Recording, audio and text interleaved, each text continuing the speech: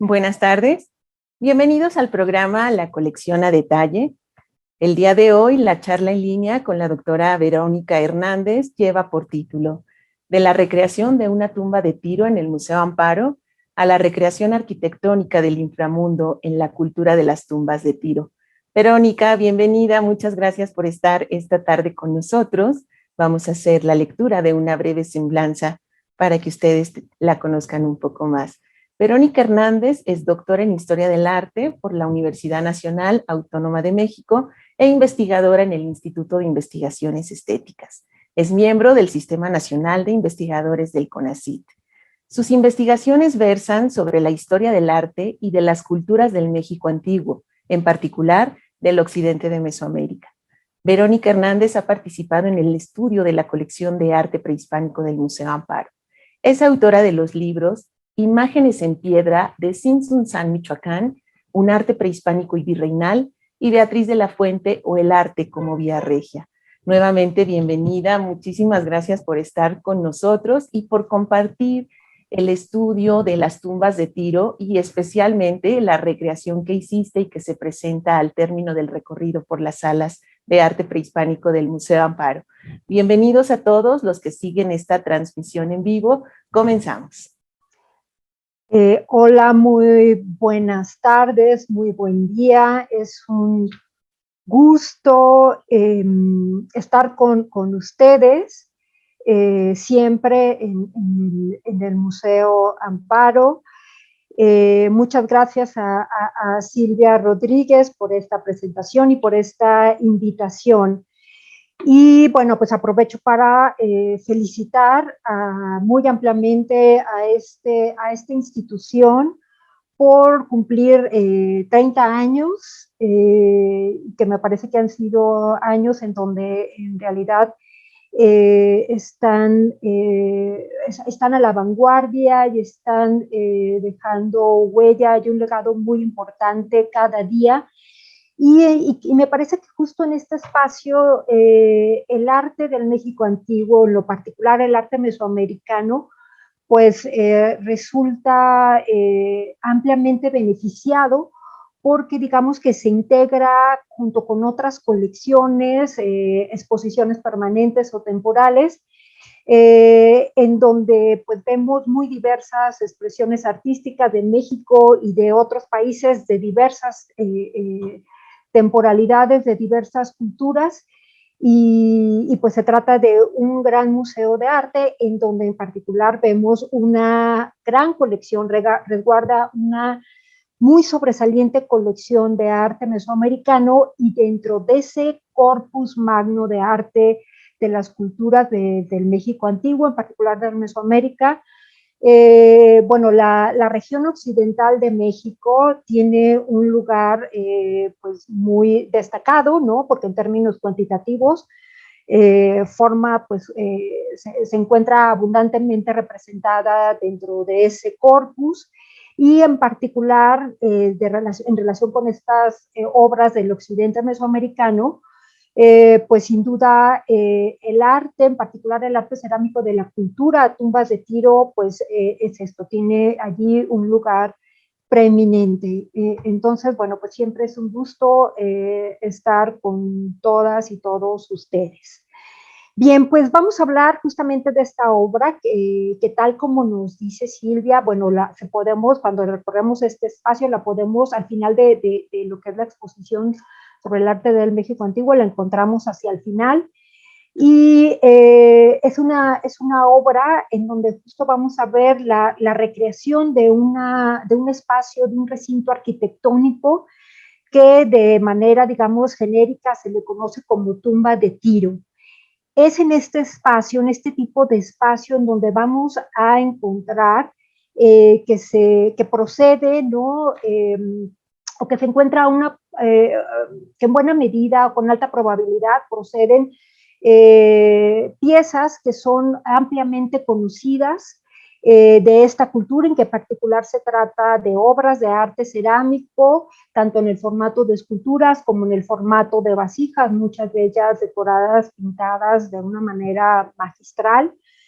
Y justamente con este recinto arquitectónico se les da el contexto, con este recurso museográfico se les da el contexto a estas obras, y me parece muy importante porque justo nos permite eh, adentrarnos en las significaciones y en las funciones en particular de tipo religioso que cumplieron estas obras, que pese a que su estilo, como pueden ver en muchas de estas obras, pues podemos reconocer lo que allí está plasmado, figuras humanas, figuras de animales. En general podemos decir que es un estilo, en el caso, sobre todo en las obras de formato escultórico, que tienen una apariencia realista, en donde podemos reconocer lo que allá está figurado de acuerdo con los modelos físicos. Pero bueno, más allá de esa aparente inmediatez en relación con lo que está representado, habría que atender allí sobre todo las funciones, el carácter religioso que cumplieron estas obras en sus contextos originales para esta sociedad. Me parece que justo en el museo, aquí vemos justamente la sala, todo el extraordinario equipo del Museo Amparo, pues tuvo un gran acierto al tratar de ubicar, ¿no? En algunos tipos de recintos que en buena medida pudieron ser depositarios de estas obras, junto con restos humanos, junto con los difuntos, y de manera muy creativa, ¿no? Para apegarnos pues, a la excelente museografía, Andrés Reyes, que es el museógrafo, quien dio paso, quien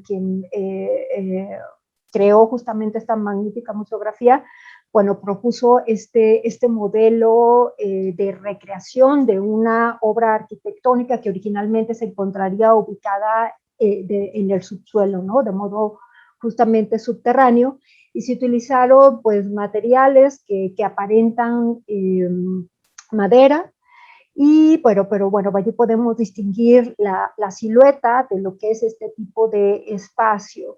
Me pareció, bueno, se trata de manera muy básica, ¿no? Este es un corte vertical de este tipo de recintos subterráneos. Se trata de, el ingreso es un pozo o tiro vertical, ¿no? Que solía ser angosto, y en cuya base se abría un espacio más amplio con bóveda, usualmente de bóveda justamente curva, y que esto era justamente en este espacio que se trataba justamente la cámara, y es allí donde depositaban a los difuntos y a sus ofrendas. De modo que, bueno, se recrea artísticamente este recinto arquitectónico subterráneo. Hay que decir que la construcción de tumba de tiro, la construcción de arquitectura funeraria no es lo más abundante en Mesoamérica. Son, digamos, pocas culturas las que tuvieron como práctica el construir espacios específicos para depositar a los muertos. El modelo que se empleó para esta recreación justo nos remite digamos, al modelo más abundante, más común de esta forma de arquitectura muy peculiar y muy original en Mesoamérica. En general, el modelo en el que se basó, bueno, justamente es una tumba de tiro que fue excavada por Javier Galván en la zona metropolitana de Guadalajara, eh, que consta justamente de este tiro vertical, cilíndrico, y bueno, en su base vamos a encontrar esta cámara ovalada.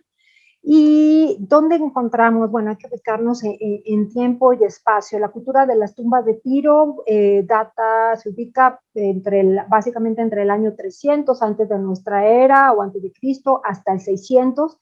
Es una cultura de muy, muy prolongada temporalidad. Data pues desde el preclásico tardío hasta el periodo clásico temprano. Es una sociedad totalmente contemporánea con Teotihuacán, por ejemplo, en el centro de México. Su territorialidad es muy extensa, ¿no? Lo encontramos desde pues, Nayarit, el sur de Zacatecas, desde el valle de la Florida, de Valparaíso, el Valle de Juchipila, lo encontramos en Jalisco, básicamente en todo lo que es este estado, también lo encontramos en Colima y también lo vamos a ubicar en zonas colindantes de Michoacán. En todo este territorio muy extenso y variado, que pues en la época prehispánica sobre todo, bueno, estaba cruzado por ríos, por valles lacustres, que también se trata de una zona volcánica, ¿no? Aquí vamos a encontrar el eje neovolcánico transversal y bueno, que además tiene una franja costera, ¿no? Muy importante, ¿no? Aquí vemos al Pacífico y se advierte que hay una conexión muy importante con la costa, con la cultura marítima. Pues este es el territorio de la cultura de las tumbas de Tiro. Este tipo de sepulturas fue pues uno de los, y sobre todo sus contenidos fueron uno de los primeros rasgos a partir de los cuales se fue conociendo esta arquitectura, esta cultura.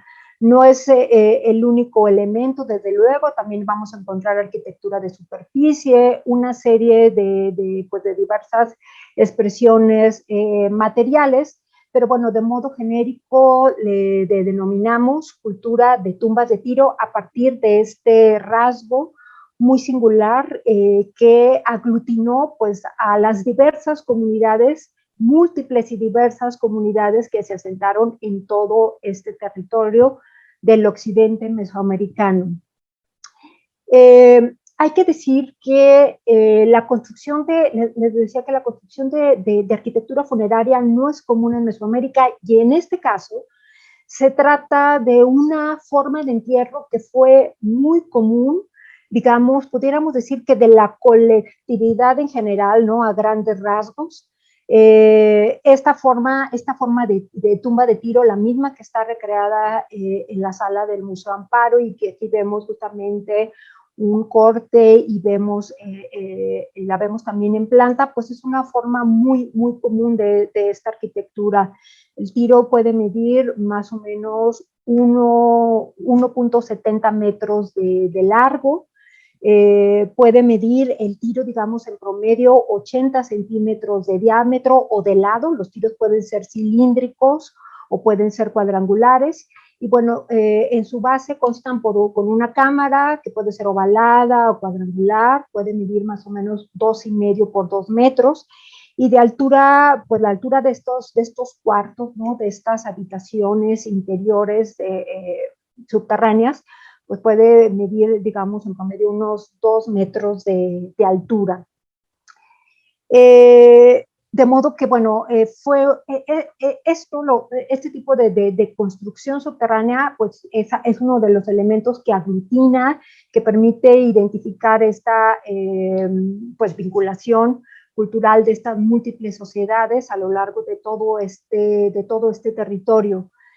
No es la única forma de entierro, también en el ámbito de la cultura de las tumbas de Tiro se encuentran entierros directos, algunos entierros, es decir, directos, es decir, se cavaba la superficie terrestre, se hacía un pozo y allí se depositaban a los o las difuntas.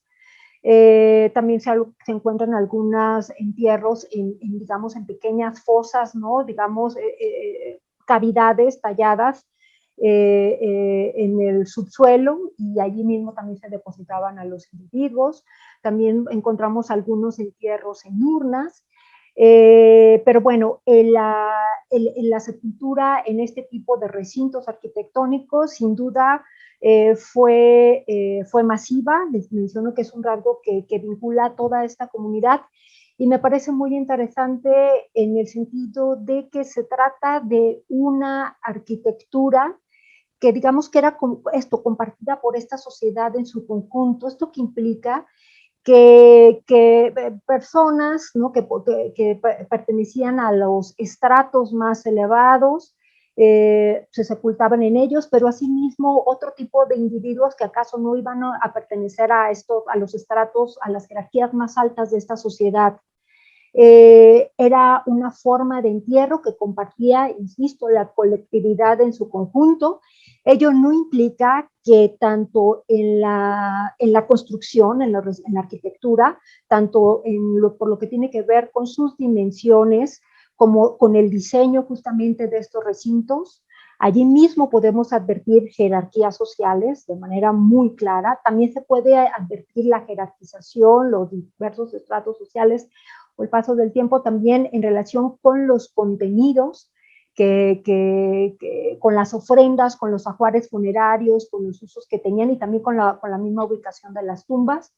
Pero me resulta, quisiera ahondar en este aspecto, ¿no? de la colectividad, que en general es un rasgo que resalta en diversas expresiones artísticas de la cultura tumbas de tiro. Vamos a ver algunos ejemplos. También destaca en el arte escultórico este afán de mostrar la colectividad, más allá de lo que podemos ver en el arte de otras regiones o en las prácticas de otras regiones, en donde se enfatiza pues justamente lo que tiene que ver con los estratos más altos, ¿no? de la sociedad. En este caso, se trata de esta forma arquitectónica que nos remite a la profunda religiosidad de esta sociedad, y es allí en donde justo podemos atender o aproximarnos a las significaciones y a los simbolismos de estas obras, a su importancia, ¿no?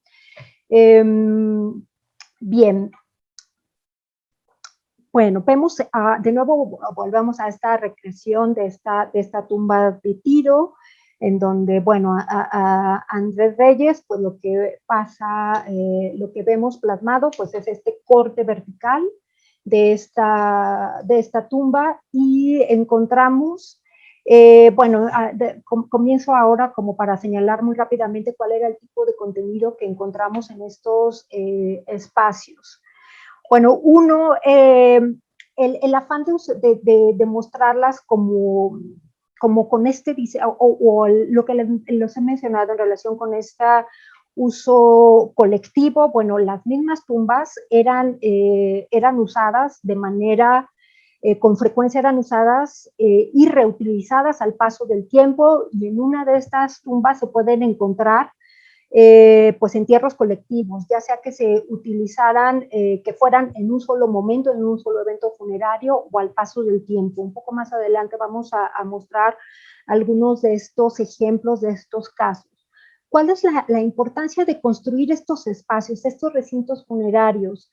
Por un lado tiene que ver, bueno, uno, se trata de poner el énfasis en el diseño, ¿no? Como tal, como una obra arquitectónica que va a crear un espacio específico. En este caso, la construcción se trata de una labor de devastar el subsuelo. Ahora lo vamos a ver, es una construcción que se hace al negativo, no al extraer material, no por medio de añadir material.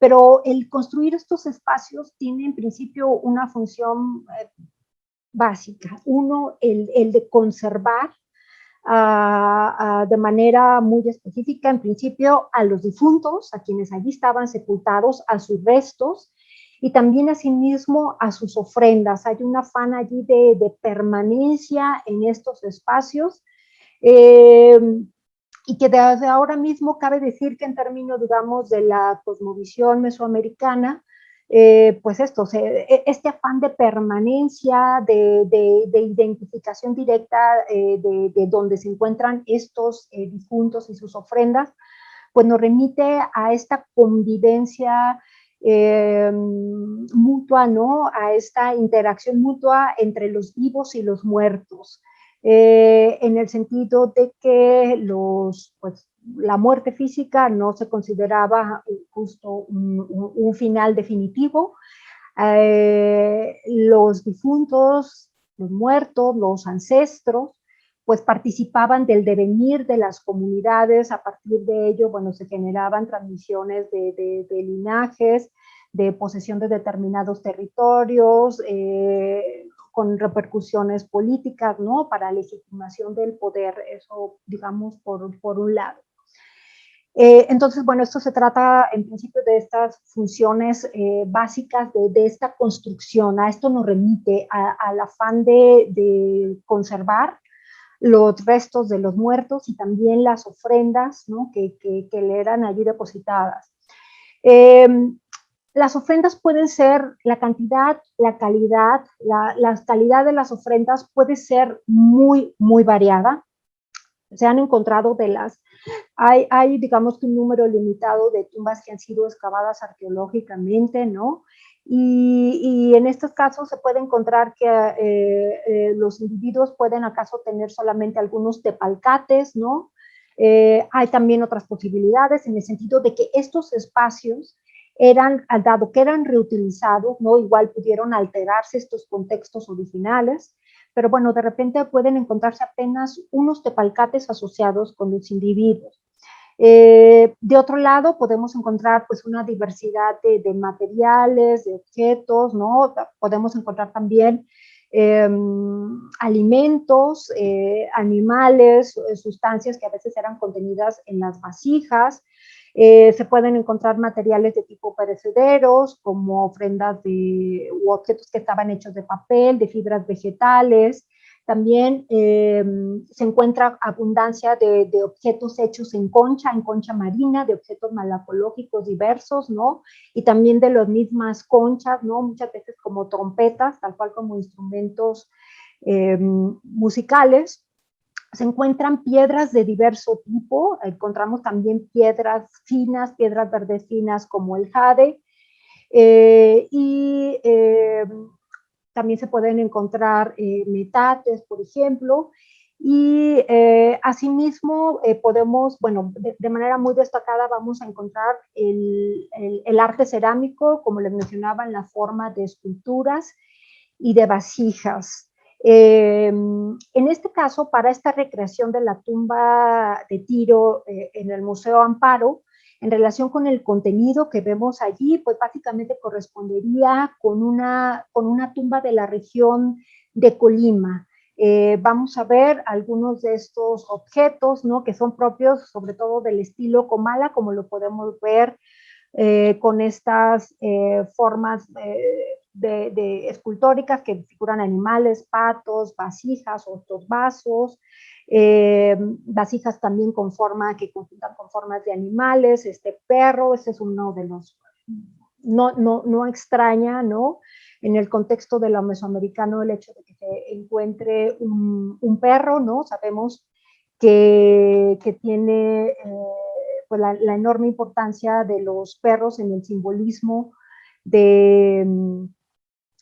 asociado con lo funerario, como un acompañante a los difuntos y como un animal asociado con el ámbito inframundano y acuático. Vemos esta figura, esta escultura que en realidad está reproduciendo un respaldo, ¿no? un respaldo de trono que pudiera asociarse con una figura pues de alta jerarquía. Vemos aquí una figura humana en donde tiene pues un pectoral, ¿no? O un collar, ¿no? con varios pendientes curvos, y asimismo en la cabeza vemos que tiene una forma cónica, ¿no? Que nos remite tal vez a un personaje de alta jerarquía, tal vez con funciones sacerdotales. Propio también del estilo Comala, vamos a ver este cántaro que tiene forma de un frutero, ¿no? Como lo podemos ver aquí. Y bueno, algunos animales. También vamos a ver, además de piezas del estilo Comala, vamos a ver otras, como son estas piezas sólidas de pequeño formato, que son propias del estilo Tuscapuas Cortices, que lo encontramos en Colima y también en el sur de Jalisco. Y bueno, vemos aquí varios ornamentos, ¿no? A la manera, digamos, de brazaletes, de collares, algunos que vamos a ver aquí que son de concha o de piedra. Y bueno, asociado también con la silueta de este individuo, ¿no? Que nos remite a su ocupante, está también una máscara funeraria del estilo Comala. Y aquí al fondo ustedes pueden ver un cráneo, ¿no? Y esto nos remite justo a las funciones de esta arquitectura en el sentido de que por tratarse de espacios específicos, ¿no? En este caso subterráneos, pues era posible volver a ingresar a estos espacios para depositar a otros individuos y una práctica común, dado que podían reutilizarse, pues era que los restos óseos de los anteriores ocupantes se apilaban, digamos, hacia los lados, como para ir conformando como osarios, para hacer lugar a los nuevos ocupantes, ¿no? de este tipo de arquitectura. Bien, esta arquitectura, como les señalo, es de enorme importancia para la cultura de las tumbas de Tiro. Se trata pues de obras que tienen esta característica de ser monumentos, ¿no? Tienen este afán, digamos, de permanencia, tanto de lo que es la obra arquitectónica, el espacio subterráneo, y asimismo como de su contenido, pero estos monumentos con este afán de permanencia que se insertan en el paisaje, ¿no? Que se insertan en la tierra, en el subsuelo, pues se puede decir que no eran espacios tal cual visibles, eran más bien espacios ocultos. Y en esto radica pues una característica muy importante. Vamos a encontrar que no son espacios que sean, digamos, visitables, ¿no? Por ejemplo, si en una zona arqueológica se abriera uno de estos espacios, pues no son espacios que sean, digamos, de fácil acceso. Estas cualidades de ser espacios ocultos, pues nos remite a los simbolismos propios de este ámbito inframundano. Se trata de espacios que ya estarían pues justo asociados con este ámbito, el estrato inferior del cosmos.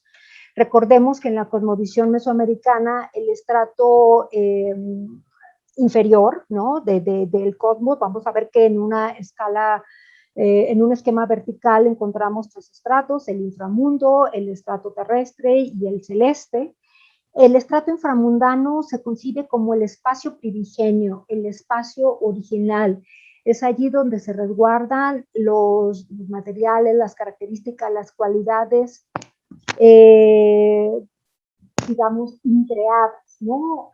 Antes de que las y los divinidades crearan el espacio terrestre, los seres humanos, todo lo que existe en el cosmos, ya existía en sí mismo este espacio inframundano, que en particular va a tener estas cualidades. Se piensa que en el inframundo pues se conservan estas cualidades de este estrato inframundano, en el que principalmente se le identificaba con cualidades acuáticas. Se pensaba pues que el plano inframundano pues era en particular para la cultura de tumbas de Tiro. Se pensaba, hay evidencias que plasman que lo asocian con un estrato acuoso, ¿no? Y en este estrato acuoso, a la manera de un enorme océano, ¿no? Pues allí mismo se encontraba la tierra pues como una isla flotando en este gigantesco océano. Bueno, son espacios, de hecho, aquí vamos a encontrar que de hecho, tal cual, porque no son espacios de fácil acceso, y esto nos remite también a la importancia de esta arquitectura, a la importancia de estas formas en donde se iban a depositar a los individuos y a sus ofrendas. Pues se trata además de ser espacios asociados con lo acuático, con la humedad, asociados con la oscuridad. Se trata de espacios pues que también era un ámbito, digamos, propicio para la fertilidad vegetal. También era un espacio en donde se identifica que tenía estas cualidades asociadas con la sexualidad y también con lo femenino. Y también era el lugar, digamos, propio de los difuntos y de los ancestros, ¿no? Esas son, digamos, algunas características generales de estos espacios. De modo que, bueno, en esta diapositiva nos encontramos en el interior de una de estas cámaras, y lo que se ve allá al fondo es el ingreso por el tiro. Me gustaría hacer un recorrido digamos, por varios aspectos, ¿no? de esta arquitectura, en relación, digamos, con su diseño, con las formas, con los usos, con las funciones y los simbolismos. La arquitectura, como pueden ver aquí, el diseño básico de esta arquitectura, voy a regresar a esta diapositiva, el diseño básico de esta arquitectura desde pues, los 60 fue identificado por Peter Furst como un diseño que remite a una matriz materna, a un espacio uterino, ¿no? Justamente, en donde pues la cámara justamente se trataría de este espacio original, ¿no? De este espacio primigenio, ¿no? De Génesis, que nos remite a un elemento orgánico femenino y que sin duda este elemento orgánico femenino, es decir, podemos decir que se trata de una arquitectura con un diseño orgánico, nos remite a una parte de la corporalidad humana, ¿no? Interior, pues también guarda afinidad con el simbolismo asociado, con los valores asociados con el estrato inframundano, ¿no? Además de ser un espacio primigenio de génesis, de fertilidad, que es oscuro, que es húmedo, que está asociado con la sexualidad. Bueno, se trata de un espacio que en principio uno de sus rasgos principales es un espacio femenino, potentemente femenino, y bueno, que también nos alude a esta dualidad propia del cosmos para lo mesoamericano, ¿no? Dualidad complementaria entre lo femenino y lo masculino. Vamos a ver cómo se construían estos espacios, ¿no? Uno, bueno, vemos aquí en la parte superior izquierda, bueno, una de estas herramientas que Joseph Munjoy excavó en la zona noroeste de Jalisco, ¿no? Y sería, bueno, se tallarían con instrumentos de piedra, ¿no? Tal cual, supone que esto pudo ser una de las herramientas que pudo ser utilizadas para construir estas obras. Otro de los rasgos principales de esta arquitectura subterránea es que estaba buena parte de estas obras, digamos, de manera común, estaba construida no solo en el subsuelo, sino además que estaba excavada en el subsuelo, en particular en el tepetate. El tepetate es un suelo de tipo volcánico, que en particular lo vamos a encontrar en toda la franja, digamos, central de lo que es actualmente México, donde encontramos el eje neovolcánico transversal. Este tipo de suelo denominado tepetate, que es de tipo volcánico, pues tiene varias, digamos, características. Hay algunos que son más sólidos, más compactos, ¿no? De una enorme dureza, y otros son más blandos. De modo que, digamos, lo que distingue a esta arquitectura funeraria, a diferencia de otras tumbas, ¿no? de las arquitecturas funerarias de otras regiones, como el área maya en particular, o la cultura zapoteca, y también con los mixtecos, en donde también vamos a encontrar arquitectura subterránea, ¿no? En donde eran depositados los individuos, en particular las personas de la élite, pero de manera predominante en estos espacios subterráneos se utilizaron lajas o losas, ¿no? O sillares, para ir formando las paredes y los techos de estos espacios inframundanos. En este caso, una característica principal para la cultura tumba de Tiro es que se trata de espacios, en una, digamos, la modalidad más destacada, se trata de espacios cavados en el tepetate. No se utilizaban losas o lajas para construir las paredes o los pisos, ¿no? Digamos que aquí vamos a ver tres ejemplos, ¿no? De estos, de lo que sería este interior de la tierra, ¿no? Donde fue, pues tal cual, devastado el suelo. En estos tres casos se puede identificar que fue un suelo muy compacto, muy sólido, que permitió construir estas dos son cámaras, que permitió, esta es la entrada de un tiro, que permitió justamente construir pues estas cámaras tan espaciosas, y que al paso de los siglos allí se mantienen, ¿no? Y eso es bastante, digamos, notable, porque pues han pasado temblores, terremotos, acciones de animales, y bueno, se mantienen, ¿no? Aquí vemos en estas dos fotografías a un arqueólogo, al arqueólogo José Corona Núñez, quien bueno, hizo contribuciones muy importantes en el occidente en relación con el registro de estas tumbas. Las vamos a ver un poco más en detalle más adelante. Ahora, bueno, este es justamente también José Corona Núñez quien está ingresando a esta tumba, ¿no? De modo que, bueno, queda expuesto el suelo o el subsuelo. Y aquí se agrega, o digamos, otra cualidad o característica, ¿no?, de esta arquitectura funeraria, por el hecho de no utilizar piedras, ¿no?, sillares, ¿no?, para construir las paredes y las tumbas. Esto también es como un caso, digamos, excepcional, porque en este caso sí vemos una serie de losas, ¿no?, que forman el piso, pero bueno, atendamos lo que es lo más común. Pues digamos que estos espacios van a tener también esta característica, esta apariencia propia de las cavidades, de las cuevas, que como saben también para los mesoamericanos, pues justamente se trata de espacios que permitían el ingreso al inframundo, pensándolo ya más que como un espacio físico, ¿no?, sino como un estrato con cualidades sobrenaturales, ¿no?, de enorme potencia, de enorme poder. Hay que decir que en toda esta región de la cultura de las tumbas de Tiro que les mostraba en el mapa, pues no en todas va a encontrarse el tepetate de la mayor solidez, ¿no? Hay algunas zonas en donde el suelo, por ejemplo, puede ser muy blando, ¿no?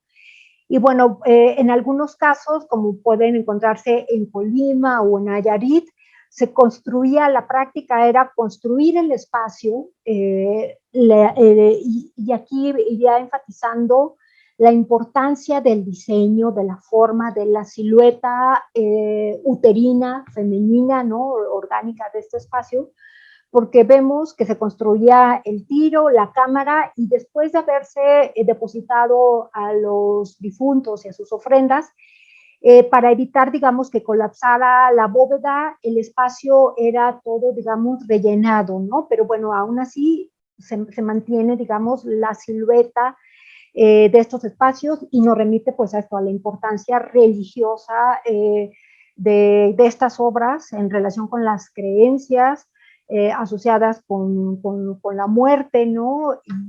Y la importancia que quedaran resguardados en estos recintos que privilegiaban ostentaban este carácter, digamos, femenino del estrato inframundano. En este caso, para esta tumba, que es de las que excava Javier Galván en la zona de Zapopan, ¿no?, en la zona metropolitana de Guadalajara, bueno, también al paso del tiempo era muy común que se fueran rellenando, ¿no?, pues todo el interior de la tumba. Y algo que también es muy importante, es decir, como práctica general, ¿no?, al margen de que por las circunstancias se fuera rellenando todo el espacio, que en principio pudo haber quedado hueco, ¿no? Una práctica común es que el tiro era, digamos, o la entrada a la cámara, ¿no?, era sellada, que pudiera ser como una especie de losa o tal vez algunos fragmentos de barro, ¿no?, digamos, para ir formando como una puerta que iba a dividir estos dos espacios, el tiro y la cámara, y lo que hiciera la costumbre era rellenar el tiro, no así, digamos, la cámara. Bien, en otras zonas, por ejemplo, pues encontramos que digamos, incidieron las características del suelo en relación, digamos, con los diseños de las tumbas, las dimensiones, ¿no?, de las tumbas. De repente, en estas fotos que proceden de tumbas que fueron registradas por María Teresa Cabrero en la zona de Bolaños, esto es al norte de Jalisco, pues se encontraba suelo muy pedregoso que impidió, digamos, que los tiros fueran cavados a profundidad, ¿no? De otro lado, también se encontraron terrenos que fueron, como les menciono, muy blandos, ¿no? Y en este caso, además de otra solución, digamos, para construir estos recintos, pues además de rellenar, ¿no?, el interior, ¿no?, una vez después de haber hecho la silueta, ¿no?, de haber construido el espacio y rellenarlo todo. Bueno, también en algunos casos existe el registro de tumbas en las que en efecto se utilizaron piedras, ¿no?, losas, para formar las paredes y el piso de las tumbas. Esto es una tumba también en la zona de Bolaños, excavada por María Teresa Cabrero. Aquí imagínense que todo el tiro estaría justamente cubierto, ¿no? Las paredes del tiro estarían recubiertas por piedras, como la vemos aquí. Y esta es otra tumba que fue excavada por Valdés, entre otros, en la zona de la cuenca de Sayula, con un suelo también muy blando. Y esto me parece importante porque más allá de pensar en términos, digamos, de un determinismo material, ¿no?, en donde si el terreno lo permitía, se construían las tumbas, ¿no?, con este diseño. Bueno, al margen de ello, las tumbas, fuera o no apto el terreno, al margen de ello, las tumbas se construían con el mismo diseño básico, ¿no?, el tiro asociado con esta cámara en su base, con la cámara funeraria. Bien, ahora vamos a pasar a la funcionalidad práctica de estos espacios. ¿Cuáles eran los usos, no? Bueno, de esta misma tumba, que es como el modelo de la que vemos aquí en el Museo del Amparo, bueno, vemos que fue excavada, ¿no?, científicamente. Allí se encuentran, bueno, 3 individuos, y como pueden ver también aquí va a haber algunos restos óseos apilados, ¿no?, que nos remiten a la reutilización de las tumbas, para hacer y que se dejaba el espacio central para depositar a los nuevos ocupantes, ¿no?, de estos ámbitos, de estos recintos. De manera común se depositaban, los entierros eran, digamos, la posición era en decúbito dorsal extendido, es decir, digamos, acostados boca arriba. Esa era la forma de postura, digamos, o posición común. Igual, bueno, va a haber algunos que están en decúbito lateral extendido, ¿no?, tal cual como lo podemos ver aquí. Y bueno, se depositaban aquí un conjunto de ofrendas variado, ¿no? De estos espacios, ¿de quiénes eran los integrantes, ¿no?, de estos espacios? Bueno, hay que decir que en realidad hay, pues, pocas tumbas en las que se han hecho, digamos, a profundidad los estudios de antropología biológica o de antropología forense para determinar quiénes eran los ocupantes digamos, con precisión. También, al margen de que una tumba se encuentre, que sea excavada arqueológicamente, el suelo puede ser muy ácido, y con mucha frecuencia de los individuos que allí eran depositados, pues únicamente quedan manchas. No es, digamos, muy común que se conserven, digamos, los restos, ¿no?, al paso del tiempo, pese al propósito, ¿no?, inicial, ¿no?, que les mencionaba, ¿no?, como tan importante en relación con la construcción de esta arquitectura. Pero bueno, ¿qué se sabe de estas tumbas? Les mencionaba que podían integrarse al paso del tiempo en entierros colectivos, es decir, pudieran ser entierros primarios y entierros secundarios. Es decir, los entierros primarios son aquellos en donde los individuos, pues, son depositados, los cadáveres son depositados poco tiempo después de fallecer, y allí permanecen. De otro lado, encontramos los entierros secundarios, en donde es factible que los individuos hayan sido depositados en otro lugar previo a donde, digamos, a lo que se va a hacer el lugar en donde se van a colocar definitivamente.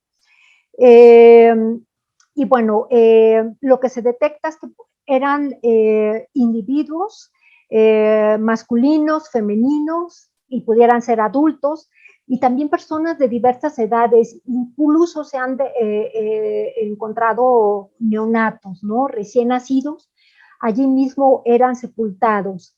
Este rasgo, pues, es muy importante, ¿no?, porque nos remite a la funcionalidad práctica de estos recintos funerarios. Es decir, No era sencillo ingresar a estos espacios, pero aún así pudieron justo reabrirse para depositar a nuevos ocupantes. Y esto es importante porque nos remite podemos inferir, ¿no?, la vinculación entre los individuos que eran sepultados en estos espacios. Pudieran ser miembros de una familia o de un linaje, ¿no?, muy en específico. Y aquí también podemos advertir este afán, digamos, de la colectividad, ¿no?, que en diversas vías va a destacar en la cultura de las tumbas de Tiro, ¿no? Como por ejemplo ejemplos específicos de como esta tumba que está hacia la zona sur de Jalisco, en la cuenca de Sayula, en Uxmajac, que se excava, digamos, más o menos recientemente. En esta tumba, como pueden ver, es así como se encontraron ya los restos óseos, ¿no? Se identificaron entierros primarios y entierros secundarios.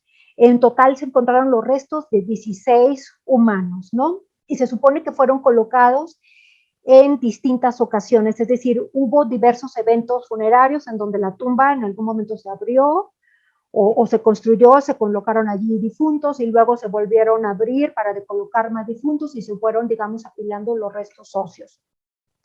Esta otra de las tumbas que excava María Teresa Cabrero en la zona de Bolaños, en el norte de Jalisco, es muy interesante, es la tumba 3 de El Piñón. De esta tumba se plantea que fue construida hacia el año 80 de nuestra era y que se reutilizó 2 siglos después, ¿no?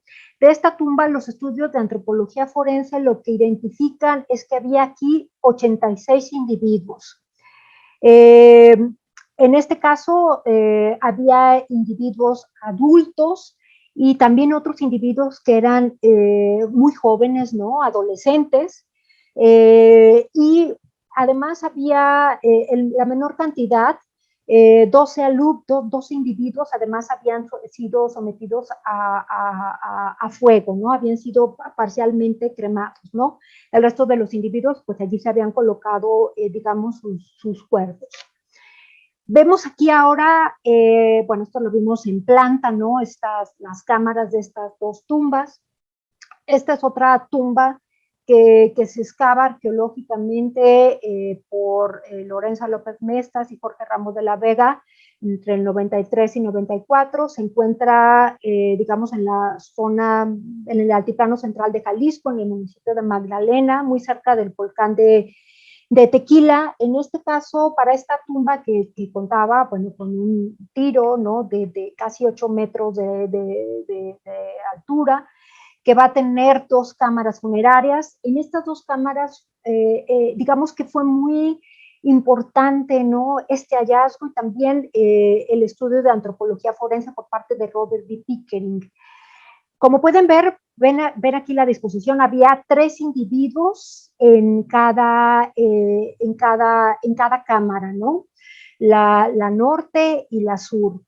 Y todos estaban dispuestos en posición, lo que se identifica como posición anatómica, como si los individuos hubieran sido pues allí depositados una vez que fallecieron y allí se quedaron.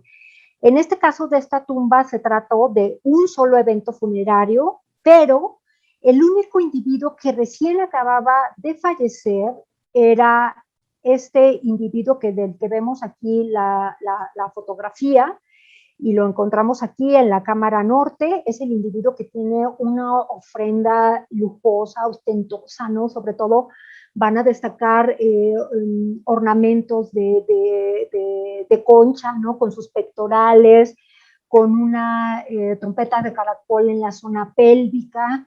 Este individuo era un individuo masculino de unos 40 años y era el único que recién había fallecido. Los otros se aparentó que, es decir, parecieron antes y sus cuerpos fueron conservados en otro lugar previo a su colocación ya definitiva en este recinto subterráneo.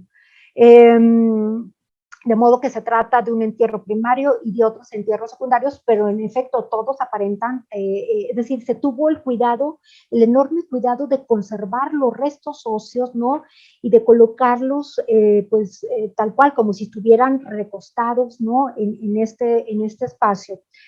De estos individuos se identificaron 3 masculinos y 3 femeninos. 5 de estos individuos, de estos 6, eran adultos, uno era menor a 20 años.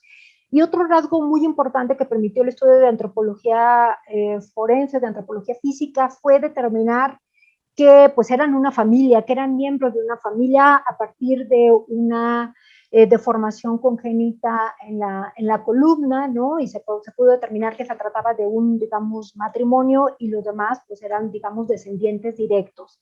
Esto confirma lo que podemos inferir para todas las tumbas, ¿no? Y para la funcionalidad de estas tumbas, en el sentido de, pues, esta agrupación, ¿no? O facilita la agrupación de individuos que pueden estar vinculados por medio de distintos lazos, en principio los familiares.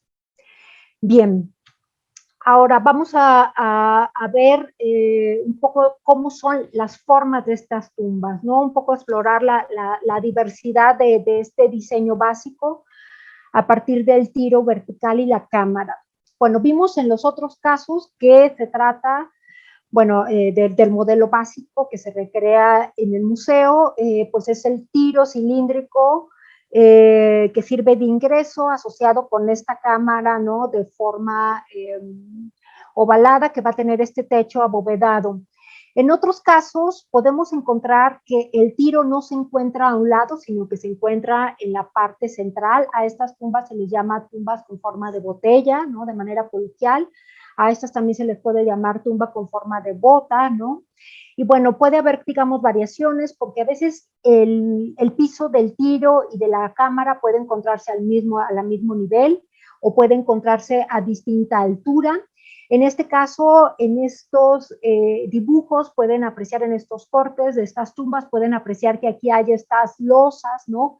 Que servían para sellar la entrada del tiro, y en este caso también que servían, digamos, para bloquear el ingreso a la cámara, ¿no? Con estas losas que también se han encontrado. Los tiros pueden ser, aquí lo vemos, cilíndrico, pueden ser cuadrangulares. Y bueno, podemos encontrar tumbas con 2 cámaras, ¿no? También podemos encontrar tumbas con techo plano, como lo podemos ver aquí. Podemos encontrar además las tumbas en donde la cámara va a ser ovalada, o también puede ser rectangular, como en este caso. Y además también de los techos planos o con forma abovedada, vamos a encontrar algunos techos, algunas tumbas que tienen forma, pues esta forma, digamos, piramidal, ¿no? Que en arquitectura, en particular para las construcciones de superficie, se le denomina techo de 4 aguas.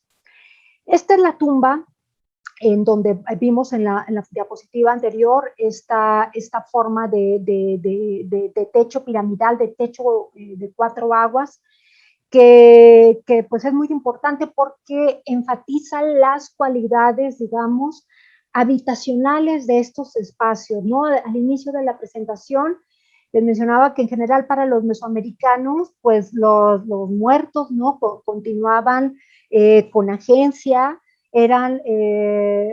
había un devenir compartido entre los vivos y los muertos, ¿no? Era sumamente importante, entonces no eran materias inertes, sino que mantenían poder, y a partir de la relación con ellos, pues se generaba una serie allí de dinámicas sociales, políticas, en el plano de la superficie.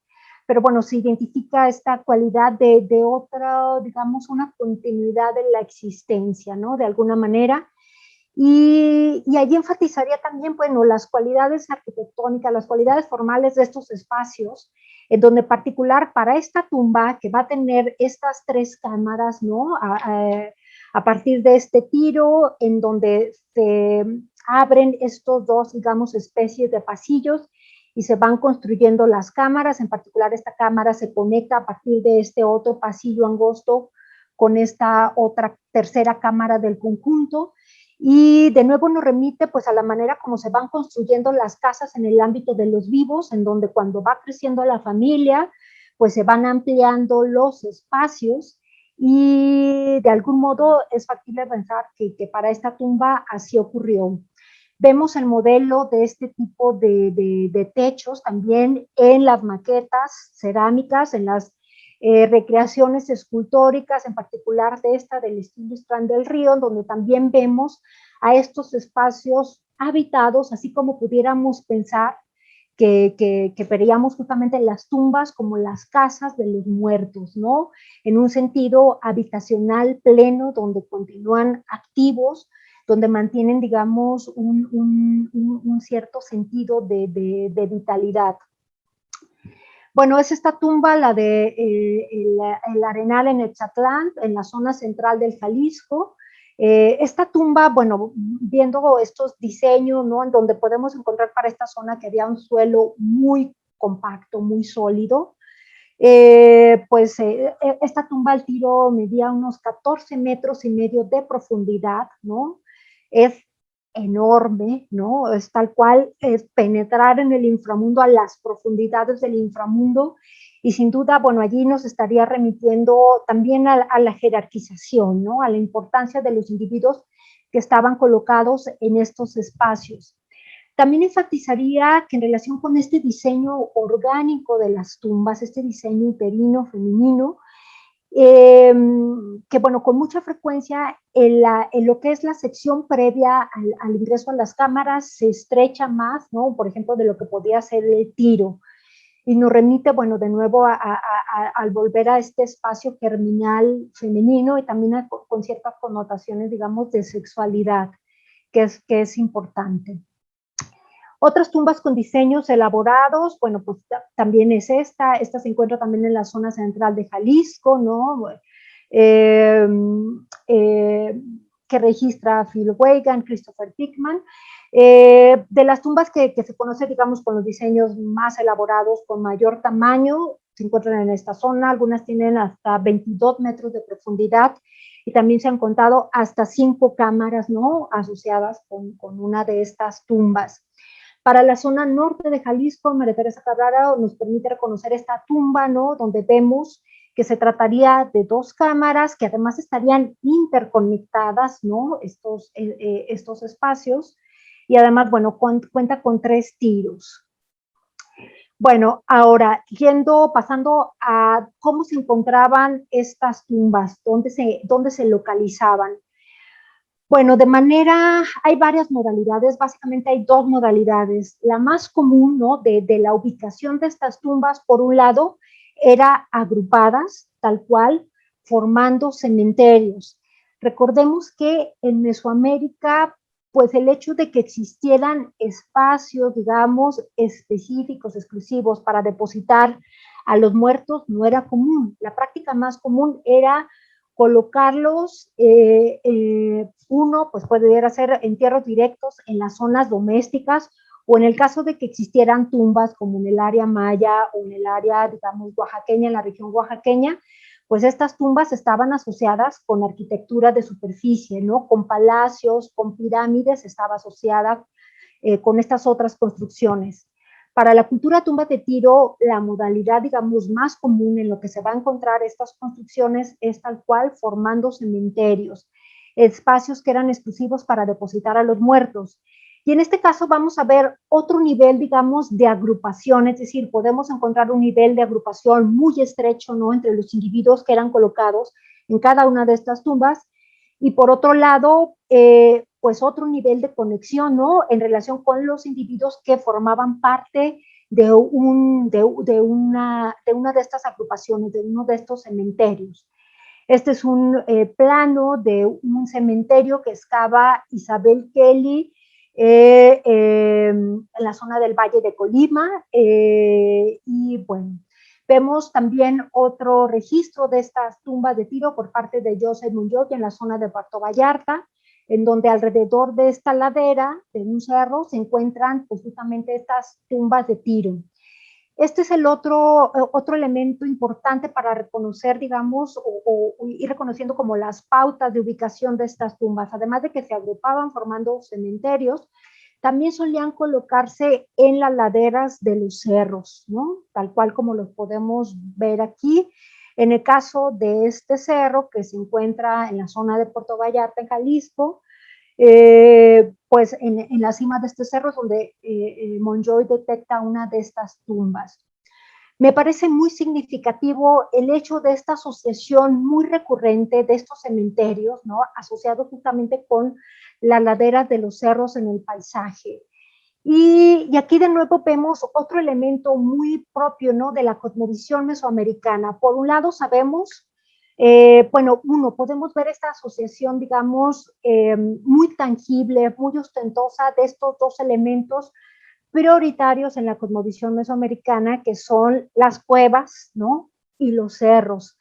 En este caso, las cuevas, como aquí las tumbas de Tiro como obras arquitectónicas, por lo que recrean, pues de modo arquitectónico son justamente estas cuevas, estas cavidades en el interior de la tierra, y por otro lado ver que de manera continua se asociaban justamente con las laderas de los cerros.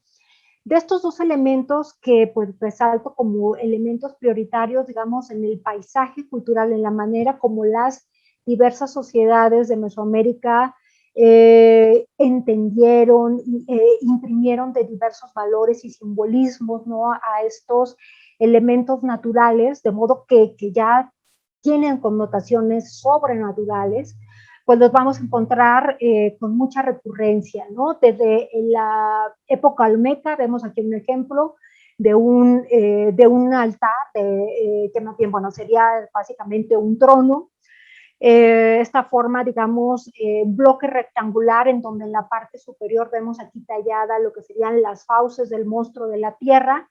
Aquí en esta forma, tal cual una forma cóncava, ¿no? En una cavidad vemos que sale un individuo, y este individuo principal, por medio de un artificio, ¿no? Escultórico, vemos lo que pasa en el interior de la cueva, en el interior de este cerro, en donde va a tener comunicación con el ancestro, y a partir tal vez de aquí es que va a tener va a heredar esa legitimidad, ¿no? Ante su sociedad, va a heredar el poder. Y en este caso, los individuos que ya estarían aquí, pues más que ser muertos, ¿no? Como ancestros ya tenían estas cualidades de seres divinos, con poderes sobrenaturales que heredan a sus descendientes. Vemos otros ejemplos de esta asociación entre cuevas y cerros, también del periodo olmeca, pero en el caso en el centro de México, ¿no? En Chalcatzingo, en el Valle de Chalcatzingo, donde vemos justamente este cerro impresionante que destaca en el valle, y en distintas alturas de este cerro vemos pues distintas expresiones de arte rupestre, distintos relieves. En particular aquí vemos la representación, ¿no? En el mismo cerro de una cueva, tal cual como lo vemos aquí, como una cueva con rasgos figurativos a la manera de unas fauces, donde la vemos de perfil, vemos aquí los ojos, ¿no? Y en este caso también de nuevo vemos a un individuo que está al ingreso de este espacio, que pareciera que justo acaba de regresar del interior de este inframundo sobrenatural, de las profundidades de este espacio primigenio del cosmos. Y bueno, además lo vemos asociados con estos elementos propios, ¿no? Asociados, digamos, con el vapor, con la humedad, con la fertilidad, ¿no? También, bueno, sabemos de manera muy directa en Teotihuacán, esta asociación directa entre estas cavidades con este túnel, ¿no? En la pirámide del Sol en Teotihuacán, que también se asocia con este túnel, y en la parte final de este túnel, que mide más de 100 metros de largo, bueno, encontramos también una forma lobulada. De nuevo, sabemos que en Mesoamérica las formas piramidales nos remiten, ¿no? A estas representaciones arquitectónicas de los cerros, de las montañas, como espacios que simbolizan justamente el estrato terrestre, ¿no? Del cosmos. Y bueno, para terminar con estas comparaciones muy rápidas, también vamos a ver estas imágenes de códices, este prehispánico del códice Laúd, y este otro colonial del siglo XVI de la zona mixteca, digamos, de Coixtlahuaca, en donde de nuevo vemos al cerro, ¿no? Con rasgos figurativos, con ojos, con fauces, con colmillos, ¿no? con esta forma uterina, ¿no? Como un espacio estrecho que luego se abre, ¿no? En la cavidad materna, ¿no? Que recibe justamente a los muertos, ¿no? Y que en algunos casos también puede ser estos espacios que van a tener valores asociados con lo peligroso, con el caos, ¿no? O con una sexualidad desenfrenada que sí puede ser peligrosa. Y bueno, vamos a ir más rápido para ir ya hacia el final de esta sesión. La otra modalidad en la que encontramos dispuestas las tumbas de tiro, digamos, en menor proporción, ¿no? Va a ser asociada en efecto con arquitectura de superficie, arquitectura ceremonial a nivel de superficie. Esta arquitectura subterránea también sería ceremonial, tendría funciones rituales, pero en esa arquitectura a nivel de superficie pues resulta que se descubre, digamos, de manera más o menos reciente, eh, sobre todo a partir de los años 70, ¿no? Por Phil Weigand, el arqueólogo Phil Weigand. Y bueno, durante mucho tiempo de esta cultura de tumbas de tiro, pues la atención se enfocó más allá, no solo más que en las tumbas, ¿no? Sobre todo en los contenidos, de modo que muchos elementos que estaban en los sitios, pues pasaron desapercibidos, sobre todo porque existía esta idea de que pues esta arquitectura, esta sociedad no había construido arquitectura a nivel de superficie hecha con materiales no perecederos, que no quedaba huella de ellos, y durante mucho tiempo se pensaba que esta arquitectura pues no tenía, digamos, era bastante ajena a lo mesoamericano. A mí me parece importante justo resaltar, en el caso, por ejemplo, de la arquitectura funeraria, pues que les menciono que es una modalidad de construcción que es singular en Mesoamérica, pero de manera muy original, plasma, hace tangibles de manera, digamos, muy directa, muy figurativa, pues los elementos propios de los valores simbólicos asociados, digamos, con el ámbito inframundano en Mesoamérica, ¿no? Lo vemos con la forma de las tumbas uterinas, con la agrupación, con la importancia de los muertos, etcétera, y con la asociación también de los cementerios con los cerros. Entonces, pues esta modalidad arquitectónica ceremonial de superficie se descubre pues más recientemente, hace algunas décadas. Aquí vemos cuando está bajando este arqueólogo, pues no se suponía que estas construcciones, estos montículos que estaban aquí atrás, ¿no? Este material formaba parte de un complejo arquitectónico formal, y en este caso también otro plano de otra tumba que se hace en la década de los 60, ¿no? Pues vemos que se dibuja que en la parte superior del tiro, pues había allí pues una piedras, ¿no? Que formaban parte de la superior de esta tumba, y es factible de esta tumba que se encuentra, que se detectó en el sur de Nayarit, pues que en efecto hubiera estado asociada con arquitectura de superficie. Pues es aquí donde encontramos esta tumba, ¿no? Años después es que Phil Weigand elabora el plano de este sitio de la tumba del Arenal, de la que vimos esta fotografía donde se ve el tiro cuadrangular, las tres cámaras, los pasillos, y esta tumba justamente se localiza bajo uno de estos edificios, ¿no? Es una arquitectura también de una modalidad muy singular en Mesoamérica, que es de planta circular y concéntrica. Bajo uno de los edificios que formaban el círculo exterior de este conjunto se excavó esta tumba, el Frijolar. Aquí vemos también, bueno, cada uno de estos conjuntos de manera común se les conoce como huachimontones. Y en la década de los 60, en esta zona se detectó que en este sitio había 22 tumbas de tiro, es decir, no solamente esta. Esto nos remite, bueno, también a la jerarquía principal de los individuos que además fueron sepultados, asociados con la arquitectura, pues asociada con los vivos de mayor importancia. Otra tumba que también se encuentra asociada con arquitectura ceremonial de superficie, es esta que vimos de Huitzilapa, donde vimos que eran 6 individuos en total en las dos cámaras. Se encontró bajo uno de estos basamentos, ¿no? Que formaban el círculo exterior de este conjunto Huachimontón. Y habría que destacar que esta arquitectura, ¿no? Que es de planta, digamos, muy singular, además se asocia con otra arquitectura que también es pan-mesoamericana, como es esta, la de las canchas de juego de pelota, con la típica planta en forma de I. De modo que a su estilo, ¿no? Con la arquitectura funeraria, pues las tumbas de tiro y además con las mismas canchas de juego de pelota, entre otros elementos, pues definitivamente se integra en la dinámica y en la cosmovisión, en la ideología mesoamericana. Vemos aquí una foto del sitio de los Guachimontones, un sitio con este tipo de arquitectura que se encuentra abierto al público. Aquí vemos también entre estos dos Guachimontones vemos esta cancha de juego de pelota, ¿no? Con el área del juego con planta en forma de I. Y este es otro de los elementos que nos remite también al ámbito inframundano, ¿no?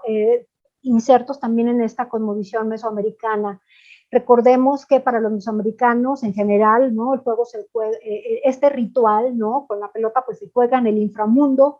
Las canchas de juego de pelota muchas veces van a estar en un nivel, digamos, más hundido que el resto, digamos, de los sitios.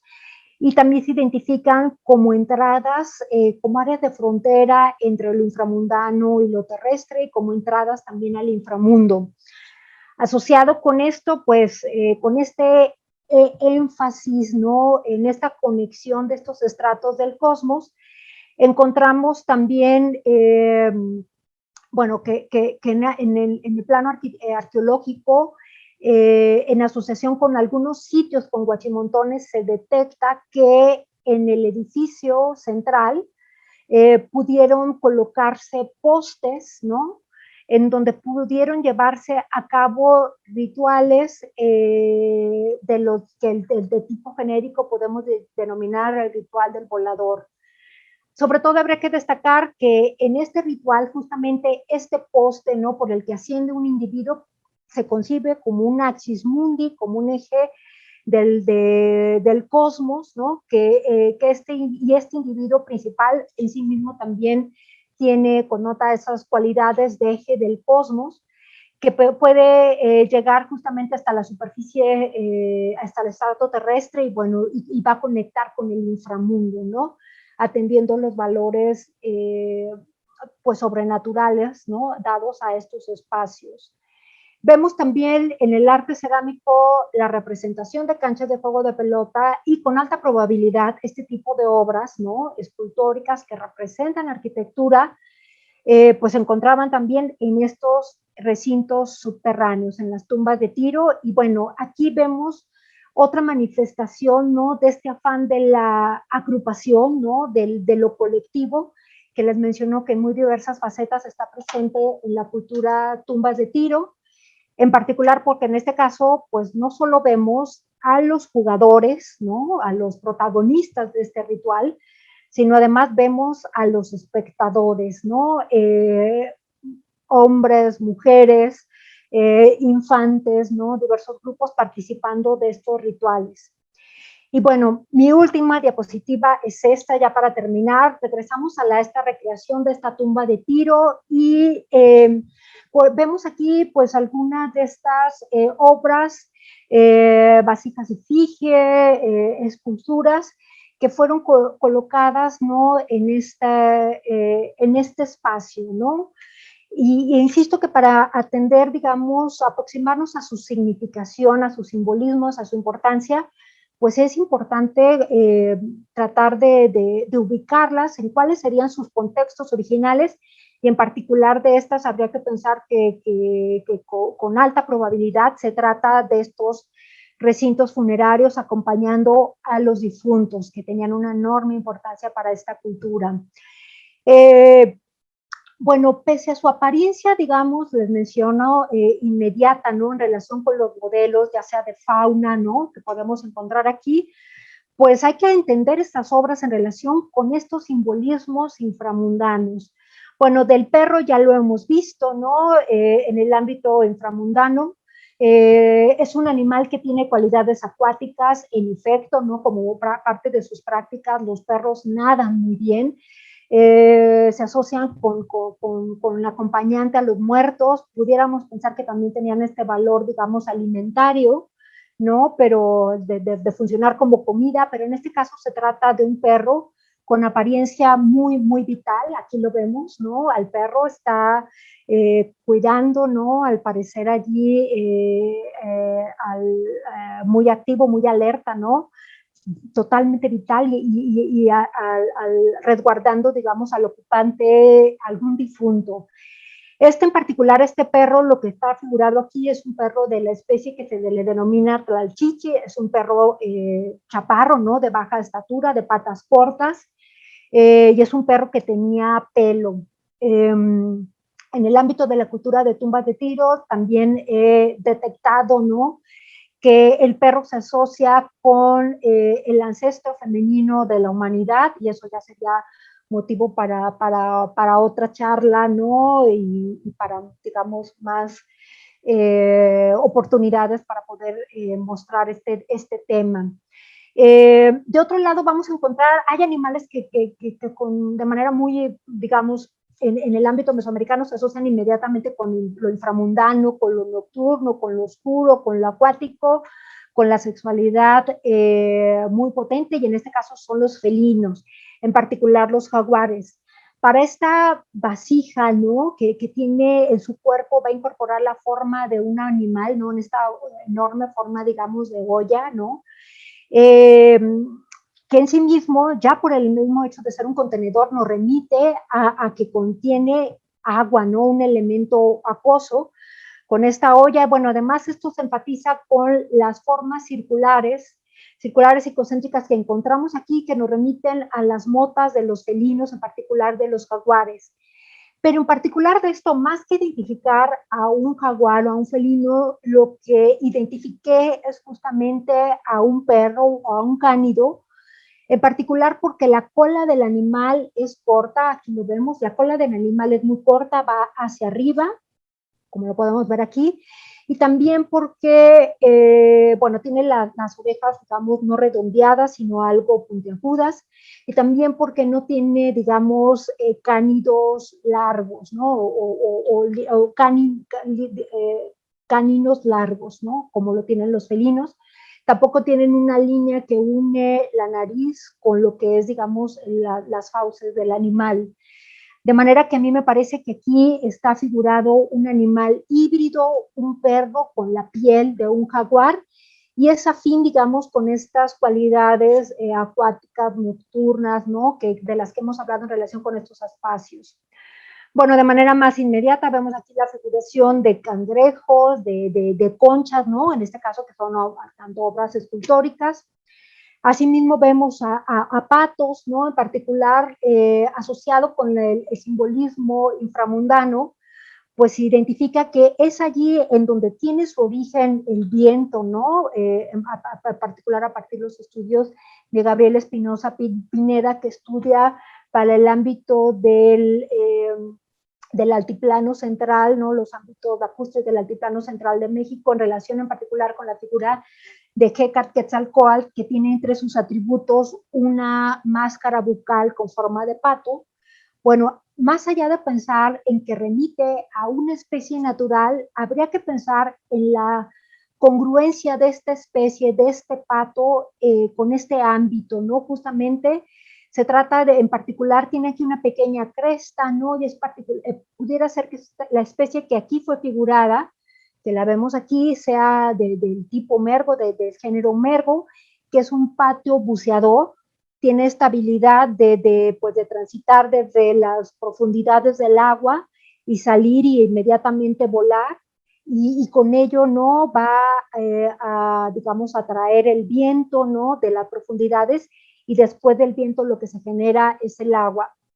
Otro animal que está aquí figurado es en formato escultórico, ¿no? Es este pisote, que también, bueno, es un animal sumamente interesante. Encontramos varios en el estilo Comala, y en particular este animal también pudiera remitirnos a valores asociados con lo inframundano, en particular con los excesos.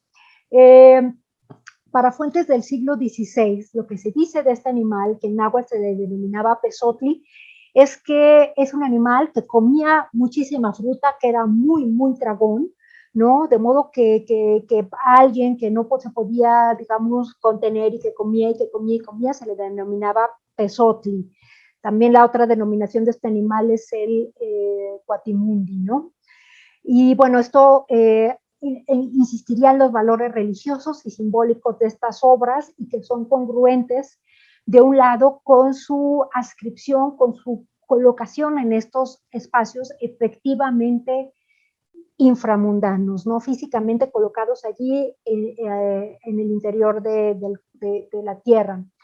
Y por último, vemos también otro elemento asociado con otros valores asociados con lo inframundano, que por un lado nos puede remitir a las deformaciones, a las enfermedades, ¿no? A las formas, digamos, monstruosas, a lo caótico, ¿no? Son estos valores que son propios del inframundano. En este caso vemos un incensario que está compuesto por dos figuras antropomorfas, pero los dos van a tener rostros con rasgos sobre todo, digamos, muy, muy grotescos, ¿no? Tal cual como rasgos monstruosos.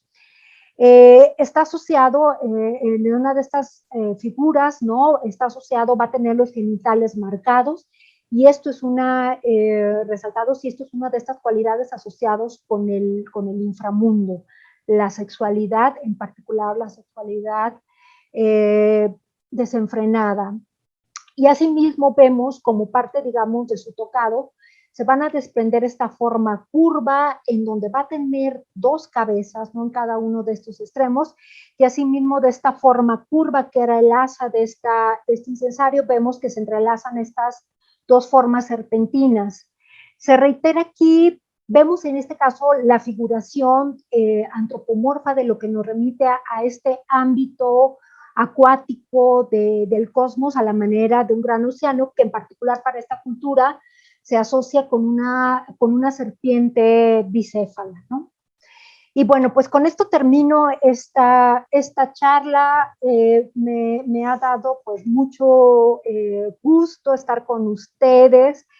Y pues nada, estoy aquí a su disposición por si tienen algún comentario.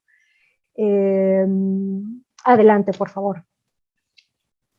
Muchísimas gracias, Verónica. Tenemos algunos comentarios ya en el chat que te queremos compartir. El primero de ellos es de Bernardo Gallo. Él pregunta, se habla mucho de saqueo en la zona sureste que ha motivado el descubrir las ruinas. ¿El saqueo les permite identificar las tumbas? Gracias por compartir. Ay, pues gracias, Bernardo. Sería más bien del saqueo en la zona occidental, ¿no? De Mesoamérica. Es una de las zonas que ha sufrido más esto. En la zona occidental de Mesoamérica, esta actividad, ¿no? De extracción de las piezas, en principio habría que pensar que tiene, pues ya desde el siglo XIX, desde finales del siglo XIX se detecta que había personas que se dedicaban a extraer las piezas, y muchas de estas piezas se encontraban de manera fortuita durante las labores del campo, se encontraban allí, o sea, había una abundancia extraordinaria, ¿no? Tanto pues de tumbas de tiro como pues de las ofrendas, ¿no? En donde en particular la atención que se va generando, sobre todo a partir del gusto de los coleccionistas, es hacia las obras funerarias y en particular las esculturas. Al paso de los años, sobre todo a partir de los 50, ¿no? 60, cuando ya se van generando algunos proyectos de investigación en donde van con el propósito de encontrar algunas tumbas íntegras, ¿no? En efecto, lo que reportan los mismos arqueólogos era el valor de estas personas que eran expertos en el terreno, ¿no? Encontramos, por ejemplo, los testimonios de Isabel Kelly, en particular para la zona de Colima, que dice, bueno, cuando yo me encuentro, ¿no? Entre las personas que a ella le ayudaban y a encontrar estos cementerios, diversos vestigios arqueológicos, y dice, bueno, cuando yo me encuentro con un monero, ¿no? Que es el nombre común que reciben, que ha excavado más de 30 o cientos de estas, 200 de estas tumbas, yo sé que es una persona autorizada. Así encontramos los testimonios de otros arqueólogos, como Joseph Joy, Stanley Long, ¿no? En donde le reportan por qué existe esta actividad. No solo es que sea pues, una actividad de comercio que fue auspiciada por el coleccionismo, en particular, sobre todo, existe pues por la falta de atención institucional en diversas vías para la conservación de este patrimonio cultural antiguo que durante mucho tiempo pues, fue pensado como sencillo, simple, marginal a Mesoamérica, ¿no? En donde también en esta zona, pues justo la conquista produjo una ruptura muy, muy radical, ¿no? Entre el pasado indígena antiguo y el presente indígena, y resulta que se veía como obras materiales, pues como de las que no había como un sentido de identidad. Eso se ha ido generando de manera más reciente, y en particular aquí los museos locales o los diversos museos pues participan de ello. De modo que en los trabajos arqueológicos se recurre a la experiencia de los moneros. Hay una tesis muy interesante de la doctora Gabriela Cepeda, ¿no? Para la zona de Nayarit, en donde justo hace un trabajo de etnografía con estas personas que eran expertos y que podían, por ejemplo, distinguir uno en el terreno, en donde sí podían advertir que tenía una coloración distinta, ¿no? Ciertas secciones a las del resto. Bueno, allí sabía que se encontraba una tumba de tiro, el tiro, ¿no? De una tumba. Y además sabían que si se iban a cierta distancia, ¿no? Enterrando, digamos, lanzas, ¿no? Iban a encontrar el cementerio. También que aportan los moneros, todas las experiencias, reportan que cuando en estos tiros, como les mencionaba, que estaban rellenos, ¿no? Intencionalmente, pues si se encontraba, digamos, un relleno de una consistencia más fina como arena, casi estaban seguros que en estas cámaras iban a encontrar una gran cantidad de ofrendas, porque lo que implicaba es que esa tumba había sido reutilizada muchas veces, ¿no? Al paso de los siglos. De modo que ha sido muy importante recuperar esta experiencia de los moneros, y muchos de ellos además que proporcionan, digamos, las colecciones con las que se mantienen para los museos locales. Y pues esto diría que las mismas profesionales de la arqueología dan cuenta de lo valioso que resulta la experiencia de los moneros, tanto para encontrar tumbas o lugares en donde se pueden encontrar estas tumbas no excavadas, intactas, pero también para registrar estas tumbas que ya fueron excavadas hace muchos años, pero nos permiten justamente conocer, hacer este registro puntual de esta arquitectura, ¿no? Tal como lo ha hecho, por ejemplo, María Teresa Cabrero en la zona de Bolaños. Muchas de las tumbas que registra ya no estaba el contenido, pero hace registros muy minuciosos de esta arquitectura. Muchas gracias. Francisco Cortés te comenta saludos cordiales, les comparto la fortuna de tener en nuestro municipio una de esas tumbas y agradezco que informen lo que en nuestro país guarda en su subsuelo. Somos del municipio de Etzatlán, Jalisco. Te mandan saludos.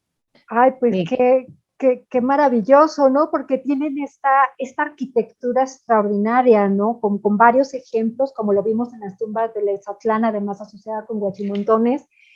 Y, y, y justo me parece que esta conexión directa, ¿no? De los pobladores de esta zona, ¿no? Con estas obras, pues es la pauta justamente para permitir, digamos, su conservación y pues detectar, digamos, todos los valores que tienen, ¿no?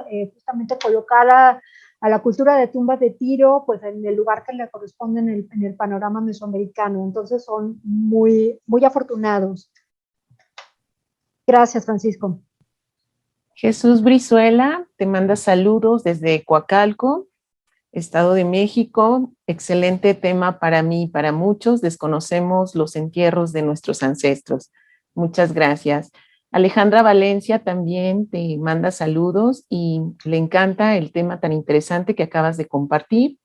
Y Jordan Miranda tiene una pregunta. ¿Se sabe algo de cómo se hizo la construcción de las tumbas pensando en que no había herramientas de metal? Sí, se conocen dos modalidades. Bueno, como les mencionaba, en el caso de que el suelo, ¿no?, fuera compacto y lo permitiera,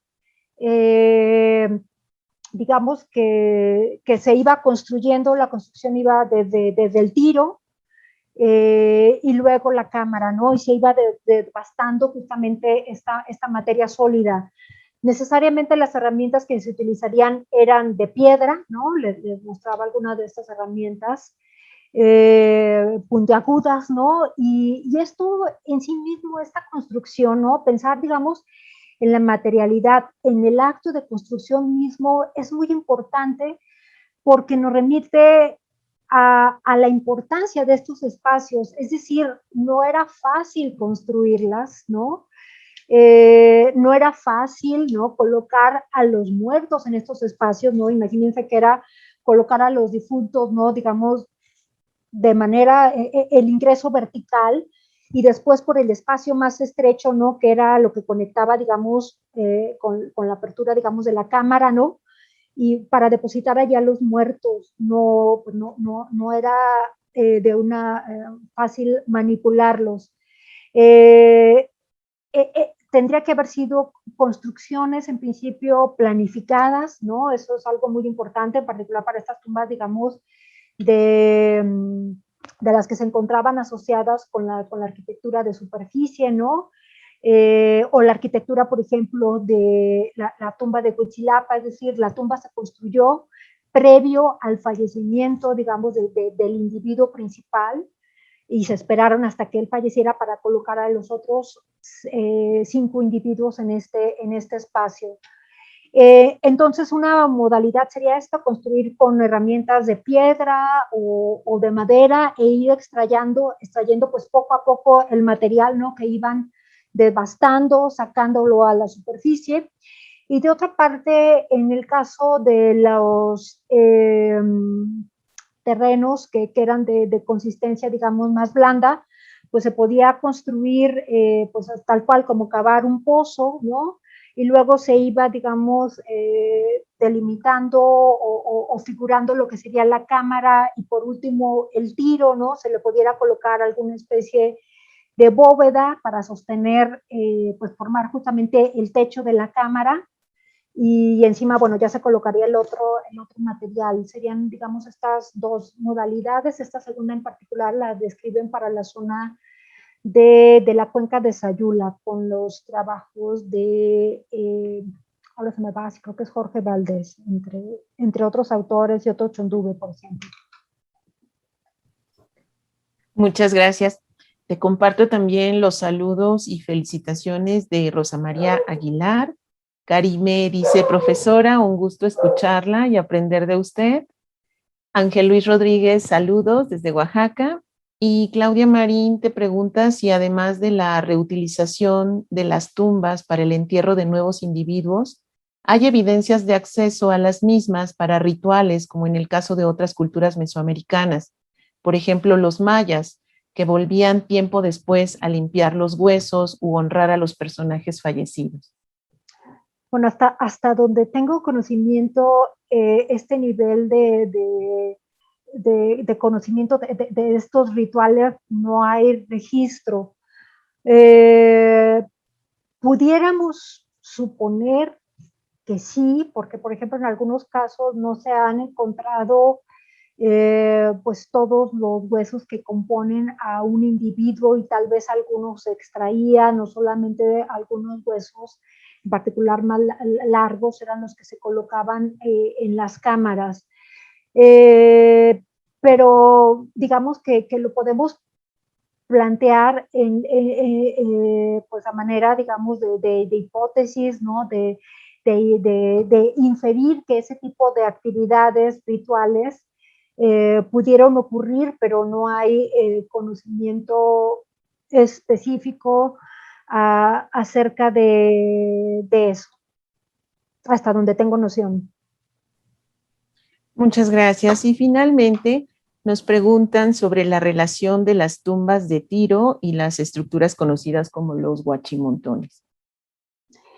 Bien, bueno, no todos los sitios en donde existen o se conservan huachimontones, este tipo de arquitectura, bueno, es otro de los rasgos, ¿no? que aglutina, ¿no? a las sociedades que conformaron, a las comunidades que conformaron la cultura de tumbas de Tiro, la arquitectura ceremonial de superficie, de planta circular y concéntrica, que además está asociada con las canchas de juego de pelota, ¿no? Con la típica planta en forma de I. Las encontramos, digamos, de manera directa, ¿no? Desde el sur de Zacatecas, a lo largo también del cañón de Bolaños. Como evidencias indirectas de esta arquitectura encontramos las maquetas, ¿no? Las representaciones escultóricas en el estilo Ixtlán del Río, en la zona de Nayarit, en Jalisco, ¿no? Pues hasta en la zona central de Jalisco, sobre todo en torno al volcán de Tequila, pero también en la zona de Chapala, más al sur en Colima, ¿no? En la zona del Valle de Colima también Valle de Comala también se encuentran huachimontones. Tienen, en particular, de manera más reciente los estudia la arqueóloga Ligia Sánchez, para estos de Comala. Hay que tomar en cuenta que esta arquitectura de reciente, digamos, relativamente reciente descubrimiento, pues por ello mismo, pues mucha de esta arquitectura fue destruida antes de que se reconociera como un modelo de arquitectura formal. E incluso podemos decir que de complejos, ¿no? ya reconocidos como Huitzilapa, pues aún así fueron destruidos, ¿no? Nos habla, digamos, pues de la situación, ¿no? grave en relación con la protección del patrimonio, y que pueden predominar más este tipo de actividades económicas, ¿no? Por ejemplo. Entonces, de los sitios que se conocen, que se han excavado, Phil Weigand habla de unos 400 sitios de los que él mismo registró con este tipo de arquitectura. Bueno, no en todos se conocen tal cual tumbas de Tiro. Por ejemplo, en el sitio de los huachimontones, asociado con los 10 complejos circulares que se encuentran allí, tal cual, bajo estas estructuras, no se encuentran tumbas de Tiro. Es un caso distinto, por ejemplo, a los huachimontones de la zona del sitio del Arenal, ¿no? En Etzatlán, Jalisco, en donde allí en efecto hay tumbas de Tiro bajo estas estructuras, o el sitio de Huitzilapa. Entonces, bueno, o también cerca de estos sitios de arquitectura ceremonial de superficie, también allí cerca de ellos puede haber cementerios con tumbas de Tiro, como puede ser en algunos de los huachimontones, o de los sitios con huachimontones que se conocen para Colima.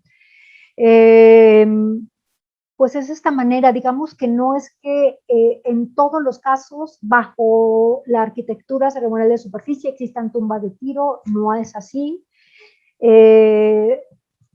Faltarían, digamos, más estudios, y por otro lado, pues de lo que sí tenemos mayores nociones es de la abundancia de las tumbas de Tiro, justamente agrupadas, formando cementerios, ¿no? digamos, separadas de las zonas de tránsito o de habitacionales de los vivos, ¿no?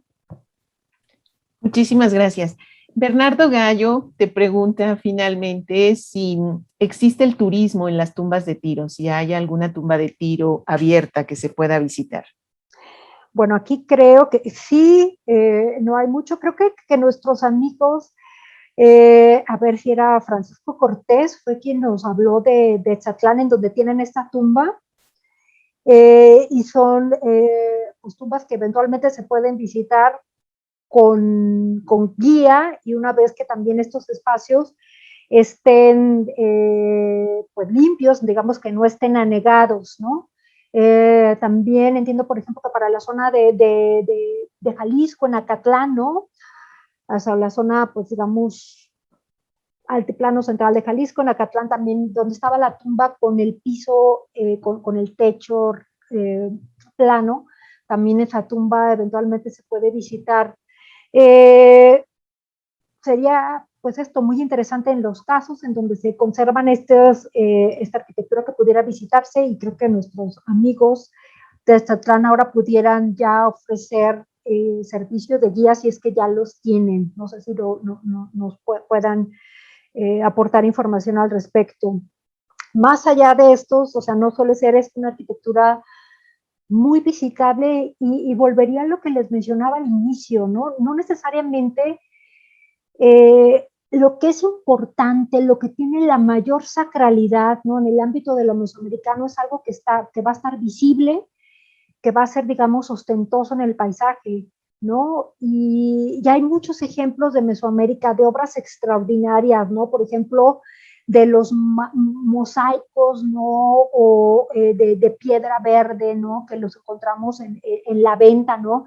Que estaban sepultados varios metros abajo de la superficie, que además tenían cantidades masivas, ¿no? Justamente de piedras verdes, y que no estaban hechos para ser vistos, ¿no? Que justamente estaban hechos para estar en contacto con estas deidades, con lo sobrenatural, con estos pues, elementos primigenios del cosmos. De manera más tardía encontramos imágenes de enorme poder que justo no estaban hechas para ser vistas y que plasman justamente al monstruo de la tierra, ¿no? Por ejemplo, en las esculturas mexicas, un ejemplo muy inmediato es la Coatlicue, ¿no? La famosa Coatlicue, esta escultura colosal, ¿no? En su parte inferior, pues vamos a ver una figuración de una deidad que simboliza a este monstruo de la tierra, ¿no?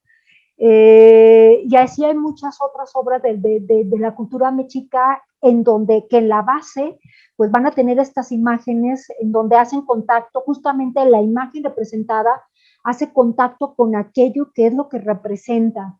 Y pues nos habla pues de no considerar justo las materias, no solo las imágenes, sino las materias, el suelo como elementos inertes, sino que en efecto estaban imbuidos de acción y de poder, ¿no? Habría que considerarlos así.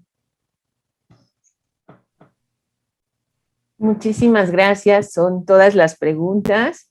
Te agradecemos nuevamente, Verónica, por esta charla tan interesante, siempre aportando, y también te agradecemos por todas las investigaciones que has realizado a la colección de arte prehispánico del museo y que ustedes pueden consultar tanto en nuestra página web www.museoamparo.com como al visitar justamente la exposición El México Antiguo y hacer el recorrido por estas 7 salas temáticas. Muchísimas gracias a todos los que siguieron esta transmisión y nos vemos el próximo jueves, donde continuaremos en este programa la colección a detalle para compartir los estudios que se realizan sobre las obras que conforman nuestra colección de arte prehispánico, virreinal y contemporáneo.